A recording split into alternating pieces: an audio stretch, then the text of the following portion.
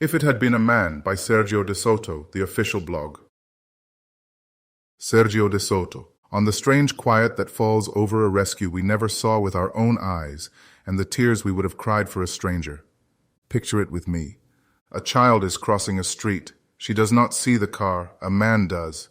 He moves without thinking, the way a body moves when a mind has already decided something long before the moment arrived. He shoves her clear. The car takes him instead. Or picture this one, a foxhole in a war we have only read about. A grenade lands at the feet of young men who were writing letters home an hour before. One of them sees it first. He does not shout, he does not weigh it, he lies down on it. We know without being told what happens afterward. We would find his wife. We would sit at her kitchen table and say nothing for a long time, because words are cheap and she already knows. We would ask after his children every year. We would remember his birthday. We would learn his mother's name, and we would speak it gently, the way you speak the names of holy things. We would tell our own children about him, and then our grandchildren, and the story would not come out casual. It would come out with a catch in the throat. We would carry his name the rest of our lives, and we would count it an honor to carry it. Nobody would have to teach us that. The knowing would already be in our chest. I want you to sit with that knowing before I go any further. Feel where it lives in you. That is the place this piece is trying to reach. The weight behind the word. There is a word in the Hebrew scriptures that we have worn almost smooth in English. Yasha, it is a verb. It means to rescue, to deliver, to pull a person out from under something that was about to crush them. It is the cry of a man whose lungs are filling with water. It is the shout of a woman whose child is under the wheel. It is not a form. It is not a decision. It is a hand reaching into a dark place and pulling a body into the light. The noun that grows out of that verb is Yeshua, deliverance. The thing itself, not a transaction about the thing. And the name of the son, the one the angel gave his mother before he was born, is Yeshua. The word lives inside the name. The name is not a label placed on top of the rescue. The name is the rescue. He rescues. That is what he is called, because that is what he does. I am not going to run the citations for you here. This is not a word study. I only want to put the weight back under a word we have held in our mouths so long we forgot it was heavy. The asymmetry. Here is what I cannot stop turning over. If a man had done it, we would tell the story with tears. We would be indebted to the family he left behind. We would not be able to say his name in a crowded room without our voice breaking.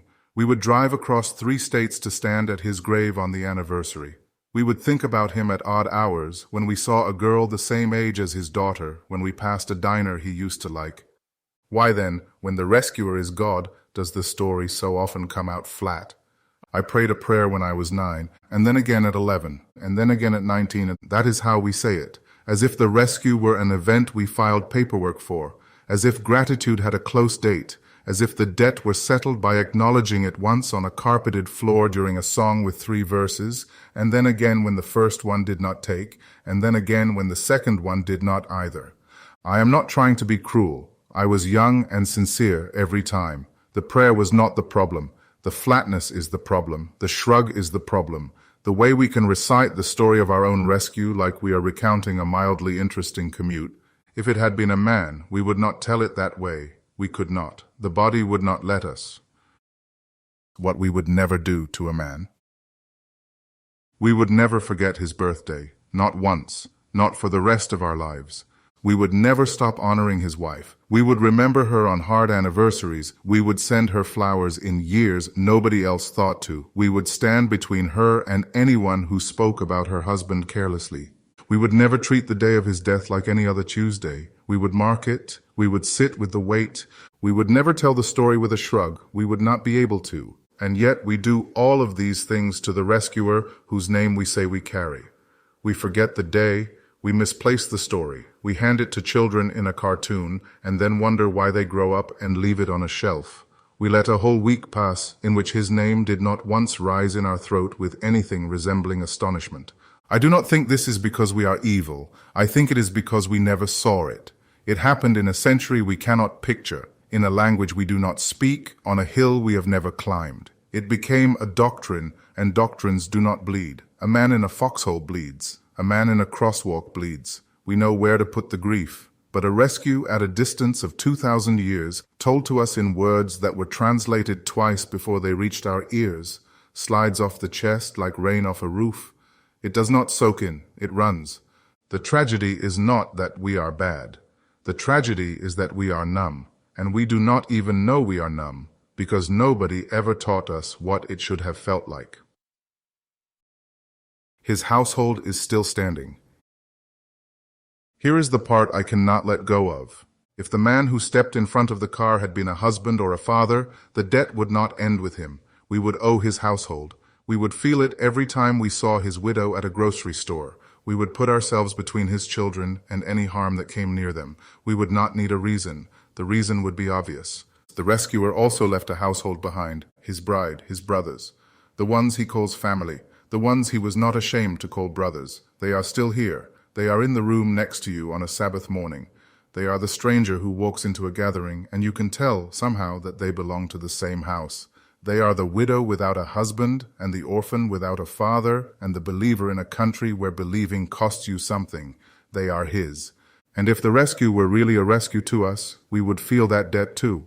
We would walk into a room of his people and feel obligated to them the way we would feel obligated to a fallen friend's wife.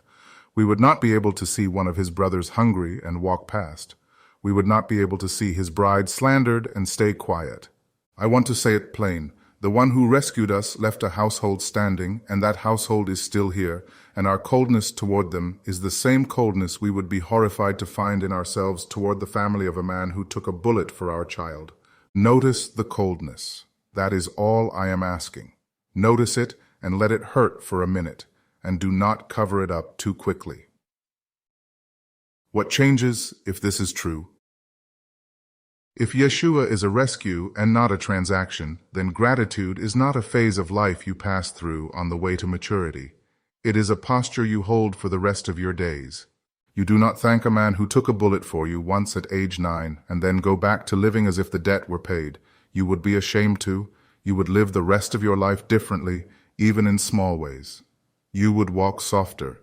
You would carry his family. You would say his name with weight. You would not let a day pass where your existence was disconnected from the fact of his death. A rescued person walks differently from a person who filed a form. That is the whole of it. I want to say this carefully because I am not trying to lay a new weight on anyone's shoulders. A Torah-shaped life is not a burden God drops on a rescued person to see if they will still love him under it. It is not a law laid on top of the rescue. It is how a rescued person walks. It is the shape the days take when the body remembers what happened to it. The feasts stop feeling like rules and start feeling like a table.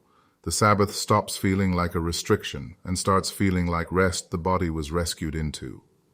The care of mouth and hands becomes the natural caution of a person carrying a name. None of that is earning. A man cannot earn a rescue after the fact. The rescue is already finished. But a rescued man honors the one who rescued him, and he honors the household that one left behind, and his whole life slowly reorients itself around that honoring. Not because he has to, because he cannot imagine doing anything else. That is what I want for myself. I do not have it yet, not the way I want it, but I want to stop telling the story of my own rescue flat. I want his name to catch in my throat again. Selah. When was the last time his name caught in your throat? If he had been a man who shoved you out of the road, what would you have done with the rest of your life? What would you not have done? And his household, the one still standing, the one you will see this week at a gathering or a parking lot or a text message from a sister who is hurting. What do you owe them if the rescue was real? I am not going to answer any of that for you. I cannot. I am still sitting with it myself. Shalom v'shalva, your brother in the way is Sergio.